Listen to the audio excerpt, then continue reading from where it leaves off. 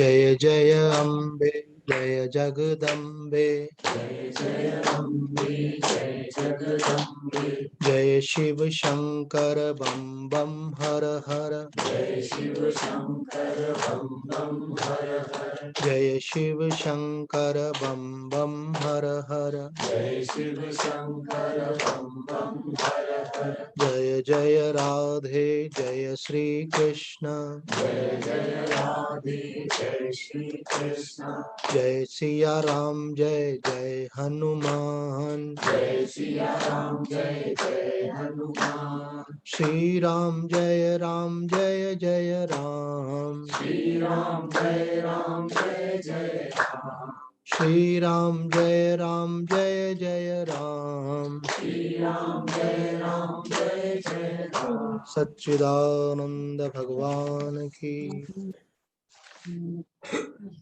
हम लोग नित्य सत्संग में श्रीमद् भगवत गीता का मनन कर रहे हैं। उसके अंतर्गत भगवत गीता का जो 6वां अध्याय है ध्यान योग, उसकी चर्चा चल रही है। हमने देखा था कि भगवान हमें 6वें अध्याय के 28वें श्लोक में उपदेश देते हैं, युंजन एवं सदात्मानम योगी विगत कल्मषः सुखेन ब्रह्म संस्पर्श मत्यंतम सुखम अश्नुते। श्लोक का अर्थ है, निष्कल्मष योगी इस प्रकार मन को सर्वथा आत्मा में जोड़ते हुए अनायास ही ब्रह्म संस्पर्श से होने वाला अत्यंत सुख प्राप्त करते हैं। इसकी व्याख्या में हमने देखा था, शंकराचार्य जी ने कहा था, युंजन अर्थात योग विषयक विघ्नों से रहित होकर, और विगत कल्मष का मतलब है निष्पाप योगी उपरयुक्त क्रम से सदा चित्त को समाहित करता हुआ अनायास ही ब्रह्म प्राप्ति रूप निरतिशय उत्कृष्ट सुख का अनुभव करता है। कहते हैं जो योगी है, अर्थात संसार में 2 तरह के लोग होते हैं, एक योगी है एक वियोगी। जिनका परमात्मा से वियोग हो गया है वो वियोगी हैं, और जिनका परमात्मा में योग हुआ नहीं है और योग करना चाहते हैं वो योगी कहलाते हैं। योग की 2 अवस्थाएं होती हैं, एक आप साधन काल में हैं, अभ्यास कर रहे हैं, और एक आपकी सिद्ध अवस्था है कि आप परमात्मा से एकत्व का अनुभव करने लगे। साधक किसको कहते हैं? तो फिर बात आती है कि भाई 3 प्रकार के लोग होते हैं, एक होता है साधक, एक होता है संसारी, और तीसरा होता है पामर। पामर उसको बोलते हैं कि जिसके जीवन का लक्ष्य है केवल एक लक्ष्य कि सुख भोगना है, कैसे भी भोगना है, धर्म हो अधर्म हो, नीति हो अनीति हो, उचित हो अनुचित हो, उसका उसको ख्याल नहीं है। पाप पूर्वक भी उसको सुख चलेगा। कई लोग बोलते हैं ना, आती लक्ष्मी किसी को बुरी लगती है, बोले आने दो, पर वो उल्लू पे बैठ के आ रही कि नारायण पे भी तो विचार करो। अगर पाप पूर्वक अर्जित करेंगे तो वो बुद्धि को बिगाड़ेगी, संस्कारों को बिगाड़ेगी, घर में अशांति देगी, शरीर में रोग देगी, बच्चों में गलत संस्कार जाएंगे, वो भी आगे चल के वैसे बनेंगे। तो अगर अपने से कोई गलती होती है तो संसारी व्यक्ति सोचता है कि भाई मुझसे तो गलती हो रही है क्योंकि मैं मन की कामनाओं के अधीन हो गया हूँ और मैं अपने मन को वश में नहीं कर पा रहा हूँ, इसलिए मैं गलत काम कर रहा हूँ। लेकिन मेरे बच्चों को मालूम नहीं पड़ना चाहिए, मेरे बच्चे अच्छे होना चाहिए। संसारी व्यक्ति सोचता है भाई मैं भले बुरा हूं लेकिन मेरे बच्चे अच्छे होना चाहिए। तो कई बार छुपाता भी है, कई बार बच्चों को मालूम नहीं पड़े इसलिए अपने पे कंट्रोल भी करता है कि उनके सामने नहीं आए ऐसे। तो संसारी व्यक्ति का तो ऐसा रहता है, लेकिन पामर का क्या रहता है? पामर बोले मुझे क्या परवाह, कोई मुझे अच्छा समझे कि बुरा समझे। अभी एक कोई बोले एक नया कॉन्सेप्ट भी है भौतिकवादियों का, माई बॉडी माई चॉइस। मेरा शरीर है, मैं जो चाहूं सो करूं, मैं किसी का गुलाम थोड़ी हूं। मैं स्वतंत्र हूँ। तो बोले गुलाम तो भैया आप हो ही, आप किसी के गुलाम नहीं हो, आप मन के गुलाम। इसलिए जो आपका दायित्व है अपने बच्चों को अच्छे संस्कार देना, वो भी नहीं दे पा रहे। आपका दायित्व है कि अपना शरीर स्वस्थ रखना, लेकिन वासना के अधीन होने के कारण, वासना जब कोई भी बढ़ जाती तो भोग जो है रोग में बदल जाता है। कोई भी चीज की अति कष्ट देने वाली होती है। तो बोला आप उसको रोक नहीं पा रहे। इसका मतलब क्या हुआ कि आप मन की उस वासना के गुलाम हो गए। मैं बोलते किसी का नौकर थोड़ी हूँ, नौकर किसको बोलते हैं? बोले अभी ये काम करो, बोले ठीक है। बोले अब काम करना बंद कर दो, बोले काम पूरा थोड़ी हुआ। अरे हुआ है कि नहीं हुआ ऐसा मतलब नहीं है, पैसे में देने वाला ने बोला अब इसको रोक दे यहाँ पे। बोले ठीक है बाबूजी आप जो बोले। नौकर को चाहिए कि मालिक का आदेश पालन करें। अगर आप किसी का आदेश का पालन कर रहे हैं, इसका मतलब क्या हो गया? वो आपका स्वामी हो गया। तो हमारे माताजी हमको बोलते थी, हम बोलते थे मेरा मन नहीं कर रहा आज इसलिए नहीं करूंगा। तो बोले तू मन का नौकर है क्या? ऐसे बोलती थी। बोले मन का नौकर? तो बोले आप बोल रहे हो कि मैं किसी का नौकर नहीं हूँ, किसी का गुलाम नहीं हूँ, पर शायद आपका ध्यान नहीं गया है कि आप नौकर और गुलाम हैं और पक्के हैं। क्योंकि जो आपकी समझ, आपका विवेक, आपके माता पिता, आपके धर्म ग्रंथ और जो गुरुजन बोलते हैं, और आपका इनर कॉन्शियस भी बोलता है इट इज रॉन्ग। हर व्यक्ति के अंदर भगवान का अंश होने के कारण उनको अंदर से बात समझ में आती है इट इज रॉन्ग। फिर भले उस आवाज को वो दबा दे, उसको इग्नोर कर दे। तो बोले फिर ये क्या है? तो इसको बोलते हैं कि पामर, मतलब सबसे घटिया आदमी, जिसको न परिवार की परवाह हो, न समाज की परवाह हो, और न अपने स्वास्थ्य की परवाह हो, और सबसे खतरनाक चीज कि अपने भविष्य की परवाह नहीं हो। और भविष्य दो प्रकार का होता है, एक इस जीवन का भविष्य, और अगर थोड़ा बारीकी से देखोगे तो इसके आगे भी भविष्य है। छोटे से बच्चे से पूछा, जैसे गुड़िया है ना, कितने साल की बेटे हैं? 11। वो भी 15 साल का होगा शायद। उससे मैंने पूछा, मैंने कहा बेटा एक बात बताओ कि तुम इतने प्यारे बच्चे हो, तुम्हारे मम्मी पापा भी इतने प्यारे हैं, कितना अच्छे एजुकेटेड भी हैं, सुंदर भी हैं, शिक्षित भी हैं, संपन्न भी हैं, तो बेटा तुम्हारे नजर में ऐसे लोग भी तो होंगे जिनको शिक्षा भी नहीं है, सौंदर्य भी नहीं है, पैसे का भी अभाव है, शरीर में रोग भी हैं। तो भगवान ने ऐसा अनजस्टिस क्यों किया कि आपको तो इतना प्यारा बनाया और उन लोगों को तकलीफ में डाल दिया? तो वो बच्चा मुझे स्वामी जी नहीं बोलता, वो बोलता जय जय। तो जय जय, मुझे ऐसा लगता है ये लॉ ऑफ कर्म, ऐसे स्टाइल में लॉ ऑफ कर्म। आजकल बच्चे बड़े स्मार्ट हैं, ये इंटेलिजेंट है। ये जनरेशन अपने आप भगवान ने थोड़ी ज्यादा इंटेलिजेंट वाली भेजी है। कई लोग बोलते हैं हमारा बच्चा बहुत समझदार है। मैंने कहा आजकल के सारे बच्चे बहुत समझदार है। तो मैंने बोला अरे वाह भाई, तुमको तो मालूम है। उसके नाना जी को मैंने बोला कि देखो आपका ये बाल गोपाल ऐसा बोल रहा था। बाल गोपाल से मैंने ऐसा पूछा, तो मैंने कहा अगर मैं नाना जी से पूछ लूंगा तो शायद हो सकता है वो आंसर दे पाए कि नहीं। तो मैंने इसलिए उनसे नहीं पूछा क्योंकि वो सत्संग में जुड़े हुए नहीं है। और वो जिस बच्चे से मैंने प्रश्न पूछा वो रेगुलर सत्संग सुनता है ये वाला। हाँ, ये बात जरूर है कि उसकी सुबह क्लास चलती है तो सत्संग सुनता है जब उसको टाइम मिलता है, अक्सर करके रात को सोने के समय, क्योंकि रिकॉर्डिंग हो रहा है ना, फिर वो रिकॉर्डिंग सुनता है वीडियो। यूट्यूब पे से लिंक भेजते हैं हम ग्रुप में, तो वो डेली, अब 15 साल का बच्चा है वो, लेकिन रोज सत्संग सुनता है। अब इसका मतलब ये कि पहले के संस्कार लेके आया और नए अच्छे संस्कार बनाया। और कई लोगों को संस्कारों की परवाह ही नहीं है। पर हम बात कर रहे थे भविष्य की, तो हमारे शास्त्रों को पढ़ने से हमको भविष्य के बारे में भी ज्ञान होता है। मतलब भविष्य के बारे में ये मालूम नहीं पड़ता है कि मेरी नौकरी लगेगी कि नहीं लगेगी, कि मैं फॉरेन जाऊंगा कि नहीं जाऊंगा, ये वाला भविष्य नहीं। आपको ये मालूम पड़ता है कि इस शरीर की मृत्यु के बाद आगे की भी यात्रा है ना। अभी हमारी बहन जी बैठी है, इनको अमेरिका जाना होता है तो बहुत बड़ा सूटकेस लेके जाती है ये। क्यों? कि वहां पे सब चीजें चाहिए ना अपने को, जो डेली यूज की होती है। जाना हो उसके 5 दिन पहले से सामान रखना शुरू कर देते, कहीं भूल नहीं जाए फिर वहां पे। ऐसे अगर अपने को हरिद्वार भी जाना हो तो भी अपन सोचते हैं भाई जो जो चीजें चाहिए सब रख लो, ऐसा नहीं कि वहां जाकर के दिक्कत आए। तो आप एक ऐसी बड़ी यात्रा पर जाने वाले हैं मृत्यु उपरांत कि जहाँ पे आपको कोई साथ देने वाला नहीं है। ये शरीर छूटने के बाद में कहते हैं कि पत्नी जो है दरवाजे तक जाती है और पुत्र और मित्र जो है हमारा शमशान तक जाते हैं, और उसके बाद में अभी पूरा डलाते भी नहीं है, आप देख लेना। उसके बीच में ही किसी को काम सौंप देते हैं, बाकी सब आ जाते हैं।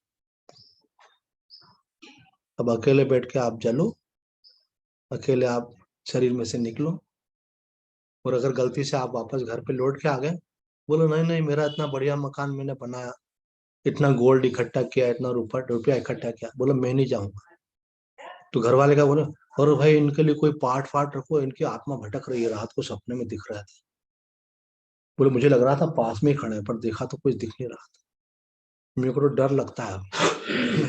वही आदमी जिंदगी भर आपको खिलाए पिलाए सब व्यवस्थाएं दे, और शरीर छूटने के बाद अगर वो दिखे तो डर लगता है। बोले स्वामी जी कुछ इनका इंतजाम करो, इनकी विदाई करो, कुछ पूजा पाठ कराएंगे, ग्रंथ साफ रखेंगे, भागवत जी करेंगे कि भाई इसकी गति हो। अब बोले इन लोगों ने तो आपको बिल्कुल, कई बार तो शमशान में ये भी बातें होने लगती है, अब इनका वारिस कौन है, ये है, इनको मिलेगी संपत्ति की, उनको मिलेगी। कई लालची लोग तो वहां पे बातें भी करने लग जाते हैं कि अब जाके नाम ट्रांसफर करवाने हैं, ये करने हैं, ये पता लगाना है क्या क्या है ये। तो मतलब पूरी तरह से आपको विदा कर देते हैं, मन से भी और तन से भी।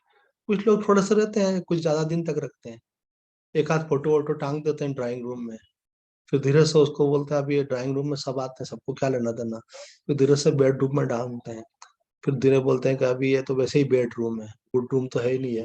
तो वहां से फिर वो अटाला रूम में डाल देते हैं।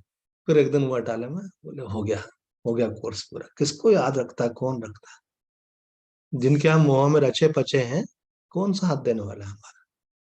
पर एक बात समझ लो, फिर आपका कोई साथ देने वाला नहीं, आपके कर्म आपका साथ जाएंगे। इसलिए आजकल लोग जो है ना ग्रंथ साहिब रखते हैं, भागवत जी रखते हैं, गरुड़ पुराण नहीं रखते, क्योंकि गरुड़ पुराण जो है आपको आपकी असलियत बताएगा। तो लोगों को डर लगता है, उसमें बड़ा एक्सप्लेन करा है। मैं तो कहूंगा हर साधक को गरुड़ पुराण जरूर पढ़ना चाहिए। गरुड़ पुराण में पूरा वर्णन क्या है कि मरने के बाद आपको किन किन स्टेप्स से गुजरना पड़ता है, मृत्यु उपरांत आपका आगे की यात्रा क्या है। हम लोग हिंदू लोगों में एक बड़ी अच्छी बात है कि ऑन एन एवरेज सबको संस्कार इतना तो पक्का है कि मरने के बाद मैं मरता नहीं हूँ, मरने के बाद जीव निकल जाता है और उसको आगे की यात्रा करनी पड़ती है।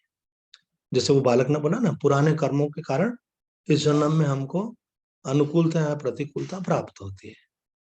आपको इतना अच्छा परिवार मिला, अच्छे माता पिता मिले, क्योंकि आप अच्छे कर्म करके आए। किसी को हो सकता है दुष्ट लोग मिलते हैं, उनके साथ व्यवहार भी बहुत गलत करते हो, तो अब यहाँ से निकले आप तो जरूर थोड़ी फिर से मनुष्य जन्म मिल जाएगा। 184 काट के आया, दुर्लभ मानुष का तन पाया। अगर आपका तामसिक जीवन है, निद्रा आलस्य प्रमाद में आप जीवन गुजार रहे हैं, तो आप केवल ये नहीं है कि मेरी मर्जी है, मैं चाहूँ सोऊं चाहे लेटूं चाहे ऊँघूं, मेरी मर्जी है, तो ऐसा नहीं चलेगा। आपकी मर्जी नहीं चलेगी, आपको थोड़ा सावधान होना है। ये मर्जी आपको बहुत बड़ी खतरे में डालने वाली। बोले कि मर के बनोगे काकरोच, काकरोच को कोई डिस्टर्ब नहीं करता है, आराम से दिन भर बाथरूम में नल के पीछे छुप के सोया रहता है ना। और कभी कोई बच्चा जाए एकदम देख, और मम्मा काकरोच कहाँ है बेटा, ला तो स्प्रे। आजकल उसके लिए अलग से स्प्रे बना, डाला वहीं बेहोश होकर गिर पड़ा, बोले फेंको इसको बाहर। रात को निकलता वो नॉकटर्नल इन हैबिट, जब रात को निकले मतलब। कुछ लोग आजकल क्या है, ये सब विदेशी कल्चर, हमारा भारतीय नहीं, हमारा संस्कार नहीं है। रात को खाओ पियो, दिन को आराम करो। ब्रह्म मुहूर्त में उठना चाहिए। ब्रह्म मुहूर्त तो गया, सूर्योदय तक उठ जाओ भाई, वो स्वास्थ्य के लिए भी अच्छा है, आयुर्वेद भी बोलता है। वो भी गया, उठ रहे हैं 9 9 10 बजे, स्वामी जी 9 जल्दी नहीं है सत्संग का टाइम। मैंने बोला अगर मेरा बस चले तो मैं रुकूं सुबह 4 बजे सत्संग, तो मालूम पड़ जाए कौन कौन पक्के साधक है। ऐसा। तो हमारे यहाँ तो ऐसा कहा है कि सूर्य उदय हो गया और उसके बाद अगर आप उठ रहे हो तो आप सूर्य नारायण के अपराधी, क्योंकि हमारे यहाँ 5 देवता माने गए प्रधानता से। निराकार जो परमात्मा है उसके 5 स्वरूप माने गए, सूर्य, एक गणेश, एक शक्ति और एक सूर्य। सूर्य, गणेश, शक्ति, शिव और विष्णु। तो बाकी 4 देवता की तो आप विग्रह में भावना करते हैं। माता रानी का विग्रह है आपके पास, मूर्ति है, तस्वीर है, आप बोलते माता रानी है, प्रणाम कर रहे हैं। शिव जी है, शिवलिंग में भावना कर रहे हैं, उनका चित्र है, उनमें भावना कर रहे हैं। विष्णु भगवान की भावना कर रहे हैं, गणेश जी की भावना कर रहे हैं। लेकिन सूर्य नारायण एक ऐसे देवता है जिनका आपको प्रत्यक्ष दर्शन होता है। अब जैसे मैं इनके घर आया अभी, तो ये बहन जो है बाहर निकल करके आई, स्वागत में प्रणाम किया, मेरे हाथ में सामान था और ले लिया। और मैं किसी के घर जाऊं और वो पलंग पे सोया हुआ है, ऐसे बोला आइए आए, बैठी है, मैं खुद उठ ही नहीं रहा। तो बोले क्या आदमी है, संस्कार विहीन है? कोई तमीज भी नहीं है कि कोई आया तो अतिथि का सत्कार कैसे करना चाहिए। तो हमारे लिए सबसे बड़े कौन है? भगवान। और वो साक्षात प्रकट हो रहे हैं, वो साक्षात दर्शन दे रहे हैं और हम सो रहे हैं। एक परिवार में मैंने एक बालक देखा, पता नहीं उसका देखो पूर्व जन्म का संस्कार होगा, उसकी माँ ने बताया। बोले स्वामी जी ये मेरे को बोलता है मेरे को जल्दी उठाना। उसकी उम्र होगी 3 साल की, संगीता का बालक। बोले मेरे को जल्दी उठाना। तो हमारा ध्यान नहीं रहता, कभी कभी हम भूल जाते हैं, हालांकि मैं तो जल्दी उठती हूँ, ऐसा बोली। अगर उसकी नींद खुली और उसको मालूम पड़ा अरे सूर्य उदय हो गया, अरे मामा आपने क्या किया, दौड़ के जाएगा बालकनी में जहां से सूर्य दिखता होगा और भगवान से भी माफी मांगेगा। ऐसे तो हमारे शास्त्र में कहा है कि आप सूर्य नारायण के अपराधी हैं। ये आजकल की जो नई तामसिक जनरेशन भी इंटेलिजेंट तो है पर निगेटिव डायरेक्शन, तो सब रात को पढ़ने वाले। दिन में सोएंगे देर तक, 12-12 बजे तक सोते रहेंगे और रात को 1-1 2-2 बजे तक जाएंगे। पर जो अच्छे बच्चे होते हैं वो थोड़ी करते हैं। तो बेड बॉयज के लिए, बेड गर्ल्स के लिए, अच्छे बच्चे बोलो नहीं। हमको याद है हम स्टूडेंट लाइफ में भी हमारी माँ को हम देखते थे वो 3 बजे रोज उठते थे। गृहस्थ में रह के भी बड़े पद प्राप्त किए हैं, बड़े बड़े महापुरुष हुए हैं, सिद्ध संत हुए। तो माँ को देखकर हमको भी प्रेरणा होती थी, हम भी उठते थे, बोले सुबह उठ के पढ़ा कर, सुबह माइंड फ्रेश रहता है। तो हम सुबह पढ़ाई करते थे। तो पढ़ाई करते थे तब हमने उस समय, मुझे याद है मैं यूनिवर्सिटी लाइब्रेरी में पढ़ने जाता था, तो मैंने अपने मन में ऐसा सोचा था अपन लाइफ लॉन्ग सुबह 4 बजे तो उठाई करेंगे ऐसे। बाद में मेरा मन संस्कार बदले तो ध्यान करने लगा। तो हमारी माता जी सुबह उठती थी तो हाथ मुंह धोती थी, कभी चाय बनाती थी कभी नहीं भी बनाती थी। तो मेरे को तो चाय के बिना नींद आती थी, तो 4 बजे उठा के मुझे बोलती थी कि उठ जा, हाथ मुंह धो ले, मैंने चाय बना ली। बोले आलस मत कर, उठ के ध्यान कर। ऐसे तो प्रथम गुरु तो माँ ही होती है, पर माँ को ही संस्कार नहीं हो तो बच्चों को कौन संस्कार देगा? बच्चे पैदा करना कोई गेम थोड़ी है, कुछ भी आप कर रहे हो, बहुत जिम्मेदारी का काम है। आपके शरीर का अंग है, उसको आप संस्कार दो, उसको शिक्षा दो, उसको प्यार दो। हाँ, उसका हर बात का आप, अभी लोग ज्यादा ध्यान किस पे देते हैं? बस केवल पढ़ाई पे, पढ़ाई करो पढ़ाई करो पढ़ाई करो। पढ़ाई करने में उन, एक व्यक्ति बोले कि स्वामी जी ये कई बार तो करियर बनाने में करेक्टर की 12 बजाते हैं। कहीं पे भी जाके पढ़ो, किसी भी शहर में रहो, किसी भी देश में रहो, किसी के साथ भी रहो, लेकिन बस आगे बढ़ो। ऐसे परवाह ही नहीं है। हमारे यहाँ कहते हैं कि अगर आपका स्वास्थ्य खराब हुआ तो बहुत छोटी सी बात है, लेकिन अगर आपका धन गया तो बड़ी बात है, और अगर आपका चरित्र गया तो सब कुछ गया। तो अपन देख रहे हैं क्या वातावरण बन रहा है। एक कॉलोनी में कुछ ऐसा वातावरण था तो मुझे अच्छा लगा। वो एक महिला ने कहा मेरे पतिदेव बोलते हैं इस कॉलोनी में नहीं रहना, बोले यहाँ वातावरण खराब है ऐसा। तो मैंने बोला देखो उनको परवाह इस बात की कि अपने बच्चों को ऐसा संस्कार नहीं पड़े, वो तो बड़े हो गए, समझदार है, उन चीजों उठ गए मानो।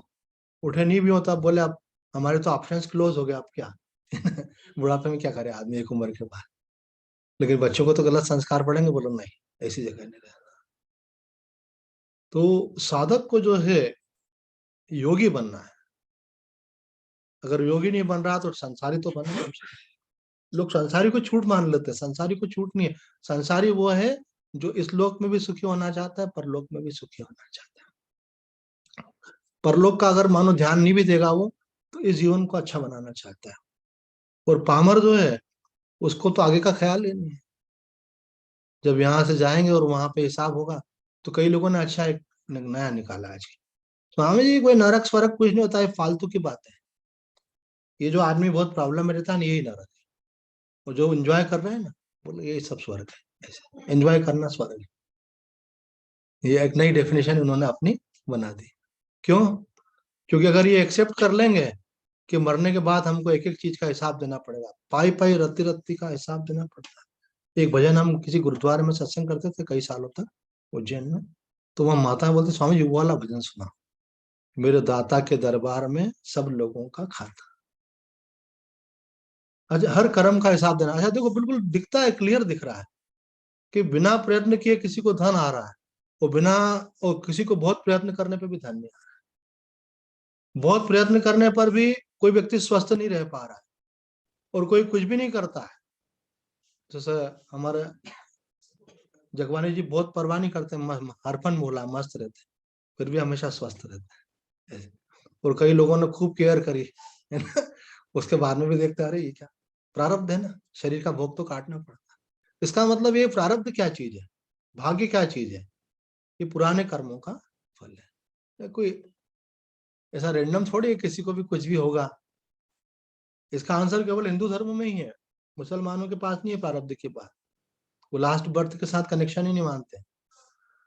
ईसाइयों के पास भी नहीं है।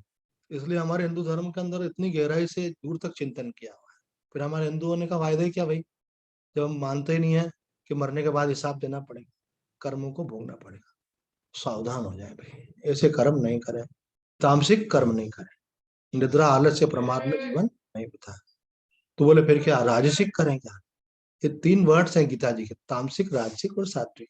इसका मीनिंग भी मालूम होना चाहिए। तामसिक का मतलब निद्रा आलस्य प्रमाद, और राजसिक का मतलब क्या है कि जो पांच विकार होते हैं ना, बल्कि षड विकार कहते हैं, इन विकारों से ग्रसित रहना। काम क्रोध लोभ मोह मद मत्सर ऐसे। कई लोग परिवार में रहते हैं, बहुत प्यार से रहते हैं, तो सबको प्रसन्नता होती है, सबको आनंद आता है। कई लोग परिवार के लोग एक दूसरे की बुराई करेंगे, भाई भाई की बुराई करेगा, देरानी जेठानी की बुराई करेगी, सास बहू की बुराई करेगी, पहले देख लेंगे कोई दिख तो नहीं रहा, बोला कहना मत किसी को ऐसे करके कर दो। ये क्या, ये बताओ, आप चार लोग आपस में सुखी नहीं रह सकते हो, तो संसार को क्या सुख बांटोगे? जिसके पास जो होता है वही देता है। अब मेरे गुरुजी ने मुझे जो सत्संग सुनाया, तो मैं वो आपको सुना रहा हूँ। नहीं, उसको बोलते हैं फॉरवर्ड करना आजकल। कोई आता तो अपन फॉरवर्ड करते हैं ना। अब उसको मैं कितना जी रहा हूँ वो तो मैं जानू, बाकी फॉरवर्ड तो कर रहा हूँ, आप लोग देख रहे हैं ऐसे, तो ये मुझे कहाँ से मिला होगा ना ऐसे। तो आपके पास जो होता है वही तो फॉरवर्ड करोगे। तो आपके पास अगर सुख होगा तो आप दूसरों को सुख दोगे, आपके पास प्रेम होगा तो प्रेम दोगे। मुझे उस दिन आपकी बहुत अच्छी बात लगी। बोले स्वामी जी मेरी शिक्षा होती है सारे संसार को प्रेम बांटे, अपन सबको प्रेम करें। तो इसका मतलब आपकी साधना में वो स्थिति आई है, आपके अंदर प्रेम का प्राकट्य हो रहा है, तो आपके अंदर इच्छा होती है सबको प्रेम करो। एक संत ने कहा प्रेम किसी से होता है ऐसा नहीं होता है, प्रेम एक चित्त की अवस्था है। जब प्रेम प्रकट होता है तो आदमी पेड़ पौधों को, पेड़ों को भी गले लगा लेगा, पशुओं को भी प्यार करेगा। वो कोई भी हो, चाहे वो ये बोले वो बाहर निकलने वाला मित्र भी हो, उसका भी आप बोलेगा ठंड में बेचारा देखो बाहर झाड़ू लगा रहा है। अपन अंदर बैठ के ठिठुर रहे हैं और ये बाहर निकल, अरे इसको चाय पी, भैया आप तो चाय पी लिया करो, है ना? जैसे आप पिलाते ना कि भैया आप तो आ जाया करो रोज चाय हमारे यहाँ पी लिया करो ऐसे। उसको लगा तो पूरी कॉलोनी में 100 लोग हैं, लेकिन एक व्यक्ति ने मुझे ऐसा बोला कि आपको जब भी चाय पीना हो हमारे। इसका मतलब है कि आज के अंदर देवी गुण जागृत हो रहा है, लेकिन एक व्यक्ति प्रेम को नहीं घृणा को लेकर चल रहा है। जैसे किसी का बड़ा मकान देगा, अरे पता नहीं 2 नंबर का पैसा होगा कहाँ से बना लिया इतना, एकदम जलते हैं एकदम से। कहते हैं कि आज संसार में लोग जो दुखी है ना, वो ज्यादा इसलिए नहीं कि उनके जीवन में कोई प्रॉब्लम, उनको इस बात का दुख है कि दूसरे के जीवन में ज्यादा सुख क्यों है, उसको देख करके जलन होती है। तो ये सब कैसे मिटेगी? इसी को मानस रोग बोलते हैं। ये काम क्रोध लोभ मोह मद मत्सर जो है आपकी तबीयत ठीक होती है तो आप 500 रुपये फीस देकर डॉक्टर को दिखाते, और आप दिखाना चाहो और रात को बोलो भैया नहीं देखना, तो बताओ उनके इतने, कि आप उनको 500 रुपये फीस देने को तैयार हो, कोई 750 ले रहे हैं, कोई 1000 भी ले रहे हैं फीस, और उसके बाद में बोले अभी नहीं सुबह आना भैया, और सुबह भी नंबर में आपका नंबर जो चौथा 8वां जो नंबर हो, बोले और भी पेशेंट है भाई, और यहाँ तो फ्री फोकट में सब मानस रोग दूर करने के लिए संत महात्मा बोलते हैं बेटा कोई बात नहीं है, कभी नहीं आ सकते तो फोन पे भी पूछ सकते हो, कोई बात नहीं, फ्री कंसल्टेशन है ना। ऐसे कुछ कुछ महात्माओं ने उसके लिए फीस रख दी, बोले ये फीस रखना जरूरी है, नहीं तो लोग जो है वैल्यू नहीं करते, पर हमारी भारतीय संस्कृति फीस की बात नहीं करती है। बोले भगवान का ज्ञान दे रहे हैं, प्रेम का ज्ञान दे रहे हैं, आपको भगवान पे विश्वास है, अच्छा काम कर रहे हैं, वो आपकी व्यवस्थाएं करते हैं, और होता है सबके साथ ऐसा। तो यहाँ पे बात आती है कि योगी कौन है, क्योंकि हमको मालूम है नहीं, गीता जी की विशेषता है, ये किसी महात्मा की विशेषता नहीं है कि गीता जी का एक श्लोक ले लो, गीता जी का एक शब्द ले लो, उसमें से इतना अर्थ निकलता है, इतना अर्थ निकलता है, ये भगवान की महिमा है। भगवान नित्य नव है, इसलिए उनकी गीता भी नित्य नव है।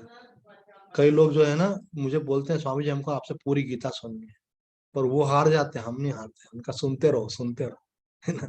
अभी ये 2 साल वाला कोर्स तो अभी चालू कर दिया, लेकिन ये भी जरूरी नहीं 2 साल में पूरा हो जाए।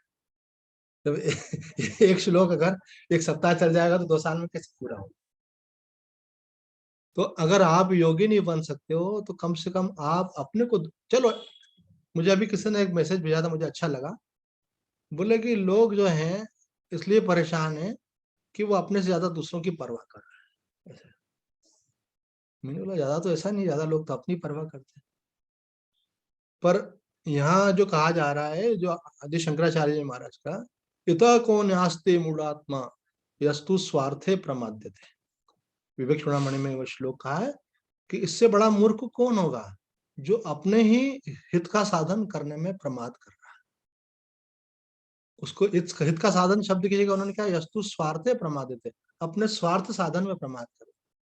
तो हम तो ये नहीं कहेंगे कि स्वार्थी मत बनो, हम बोलेंगे स्वार्थी बनो, कम से कम अपना भला तो करो, जगत का तो नंबर 2 पे करोगे, पर नंबर 1 पे अपना तो भला करो, अपनी हैबिट तो मत बिगाड़ो, तामसिक तो मत बनो, देर तक तो मत सोते रहो, कुछ भी खा रहे हैं कुछ भी पी रहे हैं, सब बुद्धि भ्रष्ट हो रही है आपके, भगवान ने खाने के लिए अच्छी अच्छी चीजें दी है। कभी अभी बता रहा था कोई, हाँ शारदे बता रहे थे, किसी के लिए बता रहे थे, क्यों कोई कारण से उन्होंने कहा कि हमारी इम्यूनिटी लो है ये है, तो अभी हमने सबने नॉनवेज शुरू कर दिया है पूरी फैमिली ने, इनको बताया किसी ने, तो इन्होंने कहा भाई खाने के लिए क्या काजू बादाम पिस्ते और बढ़िया बढ़िया फ्रूट और ये सब चीजें नहीं है क्या ऐसे।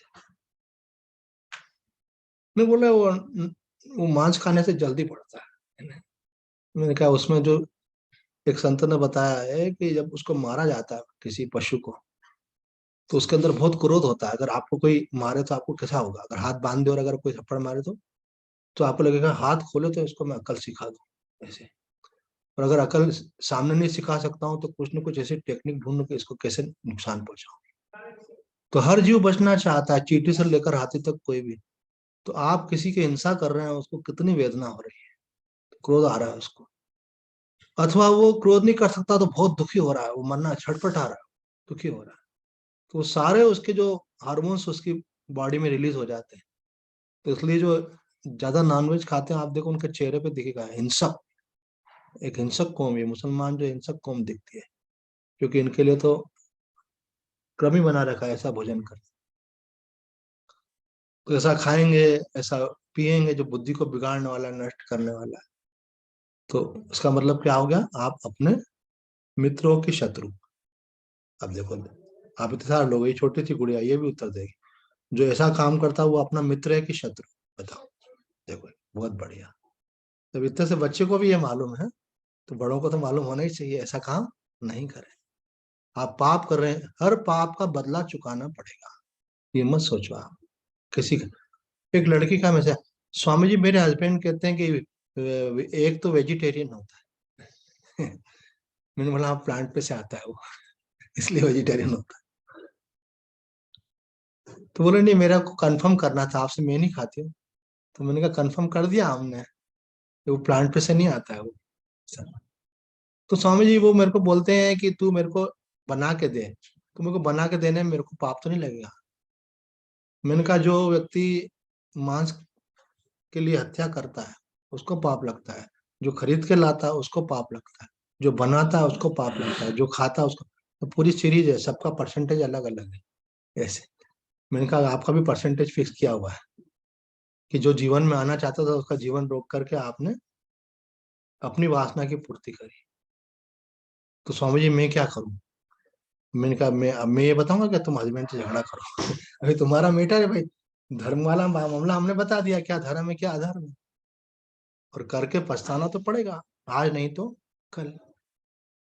हमारी माताजी को एक बार डॉक्टर ने कहा था, हमारी माताजी हमको बोलती थी ये बात कि डॉक्टर ने कहा था कि अंडे खाओ नहीं तो मर जाओगे। तो उन्होंने, हमारी माताजी ने कहा मैं मरने को तैयार हूँ लेकिन मैं ये नहीं करूंगी, क्योंकि वो उसके सब्स्टिट्यूट दूसरे भी होते हैं, आप वो लीजिए। और अगर आपको जीवन में रोग लिखा ही हुआ है, मृत्यु लिखी हुई है, वो तो आएगी सही। तो हम उस मार्ग पे क्यों जाएं जो हमारे धर्म के विरुद्ध है। 3 प्रकार के लोग होते हैं, एक योगी, एक संसारी और एक पामर। ये लोग पामर है, इनको ना अपना ख्याल है वर्तमान का और ना इनको भविष्य का ख्याल है कि आगे हमारी क्या गति होगी। मैंने देखा कि आप पूरे मोहल्ले को और संसार को और देश को तो सुखी करने की बात बहुत आगे की बात है, अपने परिवार वालों को सुखी कर पा रहे हो? कभी आपस में जो 4 लोग होते हैं एक दूसरे से पूछते हो मेरे कारण आपको कोई तकलीफ तो नहीं है? बोले तो सबको तकलीफ होती होगी, क्या करें, अब किसी को तकलीफ हो तो वो जाने। ये अहंकार होना ये चाहिए कि हम साथ में रह रहे हैं, मेरे कारण तुमको खुशी मिलना चाहिए, प्रेम मिलना चाहिए, सहयोग मिलना चाहिए। आप कोई दिक्कत हो तो मुझे बता दिया करो, ऐसे परस्पर एक दूसरे से पूछना चाहिए। पहले लोग मिलते थे ना, प्रणाम और हमारे लायक कोई सेवा है क्या, ऐसा बोलता। आजकल लोगों ने ये वाला हटा दिया है, सेवा वाला। पहले पूछते थे ऐसा, बोला वैसे ही कोई हमको फुर्सत नहीं है कोई सेवा बता देगा तो चलो आप और किसी से नहीं पूछो, आप चार चार लोग जो भी, वैसे ही फैमिली आजकल छोटी छोटी हो गई, तो आप जो भी 4 लोग हैं अथवा आपसे जुड़े हुए 4 लोग हैं फैमिली का, तो परस्पर इतना प्यार होना चाहिए। अरे भाई तेरा कैसा चल रहा है, परेशान तो नहीं है? अपन ने खाना खा लिया तो सारा संसार सुखी हो गया बस। दूसरे का भी तो सोचो, ज्यादा का नहीं तो अपने भाई बहन का सोचो भाई, तो कोई परेशानी तो नहीं, कोई दुख तो नहीं, कोई चिंता तो नहीं। स्वामी जी आप जानते नहीं, अभी पूछ लेंगे वो अपनी चिंता हमारे ऊपर डाल देगा, फिर क्या करें? मैंने कहा इंसान इसी को बोलते हैं, किसी के काम जो आए उसे इंसान कर। आप तो दूर नहीं जा रहे हो, पास में भी नहीं कर पा रहे हो, जब पामर हो आप, संसारी नहीं हो आप। राइट वे ऑफ लिविंग है वो संसारी कहलाता है, आप तो रॉन्ग वे ऑफ लिविंग है, चिंता ही नहीं है।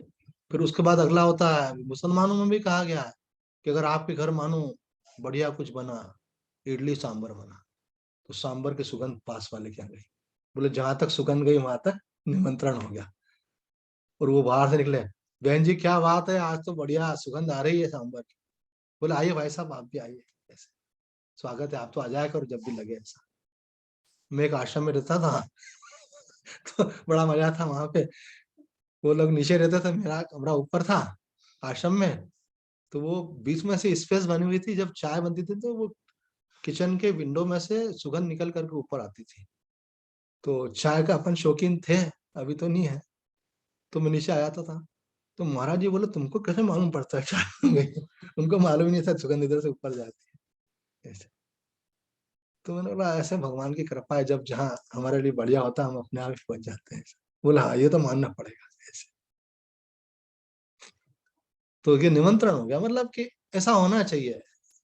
ऐसा बोलते हैं मिल बांट के खाओ, सीधे वैकुंठ को जाओ। और छुपा करके खाना बोला है शर्मिंदगी है, तो मिल बांट करके खाना बंदगी है ऐसे। बांटने से कभी घटता नहीं है ये नियम, जो आप देखो संसार में कोई व्यक्ति किसी को दे नहीं सकता और कोई किसी से ले नहीं सकता। जो आपने दिया हुआ है वो आपका कर्म है, वो लौट करके आएगा। आपने किसी को प्यार दिया है, किसी को सेवा दी है, किसी को सुख दिया है, किसी को सहयोग किया है, तो वो अपना आपने कर्म बना रहे हो भाई। मेरे को अंबानी जी की बात बहुत अच्छी लगी, राजकुमार जी की।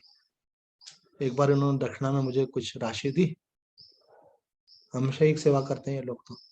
तो मैंने अभी मेरी कार नंबर 3 है, तो कार नंबर पहली ली थी तब की मुझे याद है, तो उन्होंने 25,000 का लिफाफा दिया। तो ये वर्ड मैंने पहली बार सुना था, पर बात मुझे बहुत अच्छी लगी। इन्होंने 25,000 का लिफाफा देते हुए मुझे कहा कि स्वामी जी, ये पता नहीं कैसा ऋण या ऐसा कुछ पुराना, पता नहीं क्या शब्द बोला था, बहुत अच्छा शब्द बोला था, मुझे याद तेरा तुझको अर्पण। नहीं। ये तो बहुत अच्छा वाला है कि ये आपको दे रहे हैं, मुझे आपका आपको दे रहे हैं, ऐसा कुछ मतलब अभिप्राय वही था। तो इसका मतलब ये है कि कभी कभी न कभी कहीं न कहीं किसी को आपने दिया लिया होता है तो वो परिस्थितियां बनती है ना। जैसे आपके घर में ये देवी माता आई, कन्या आई, अब इसको आप पढ़ाओगे लिखाओगे, खिलाओगे पिलाओगे, खूब प्यार दोगे, और आखिर में क्या करोगे, इसकी शादी में भी अभी से इकट्ठा करना शुरू कर देता है। इसकी शादी में आपको बहुत बढ़िया अच्छे से विदाई करनी है, सोना जो भी देना है, जो धन देना है, जो भी कुछ परिवार में देना है, वो सब देंगे इसको। और उसके बाद में भी दुख होगा कि मेरी बेटी बेचारी मुझसे दूर जा रही है, सुखी रहना बेटा, ऐसे। तो क्या ये मीठा ऋण है? पहले आपने इनका लिया था, अब ये लेने के लिए आई है, खुशी खुशी से आप देंगे इसको, बहुत प्यार से देंगे आप। कुछ मीठे ऋण होते हैं, कुछ तीखे ऋण होते हैं, कहीं जैसे डॉक्टर को भी चुकाना पड़ता है कई बार। तो एक बोला, स्वामी जी हर साल मेरी मदर बीमार होती है, इसी हॉस्पिटल में हम आते हैं। उज्जैन में हॉस्पिटल है पाटीदार। तुम उन्होंने तो मुझे बाद में बताया, मुझे पहले बैठे बैठे लगा, मुझे लगा कि ये अभी आ नहीं आया, ये हर साल आते हैं यहाँ। तो उसको मैंने इधर, मेरे मन में विचार है, उधर उसको वो बोला, स्वामी जी हमको हर साल हॉस्पिटल आना पड़ता है, यहाँ एडमिट होते हैं और ऐसे खर्चा करके फिर चले जाते। तो मैंने बोला कि आपने बोला उसके पहले मेरे मन में ऐसा विचार आया, ये जो हो रहा है इसके पीछे सूक्ष्म, हर स्थूल के पीछे सूक्ष्म कारण होता है।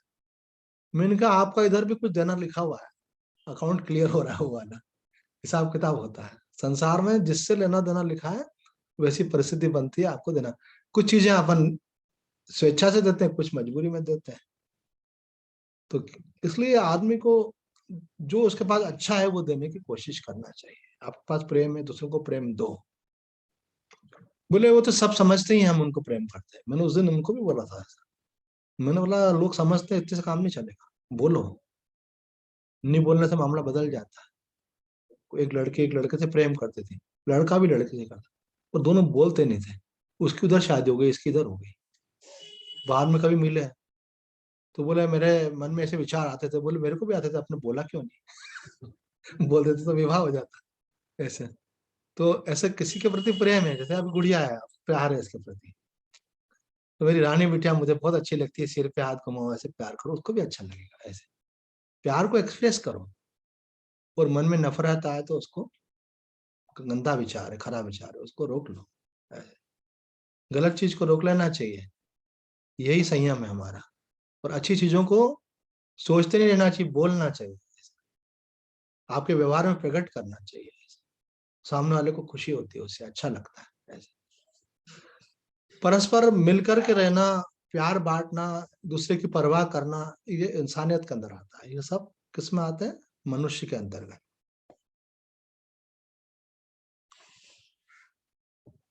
तो अगर हम योगी नहीं बन सके तो कम से कम अच्छे संसारी बने, पामर नहीं बने, ऐसे कर्म नहीं करें कि जिनका हिसाब किताब देना हमारे लिए भारी पड़ जाए परलोक में जाकर के। चुकाना पड़ता है ना हमको, ऐसे पाप कर्म नहीं करके जाए, गलत काम करके नहीं जाए, ऐसा जीवन नहीं जीवे कि आगे फिर हमको उन काम क्रोध लोभ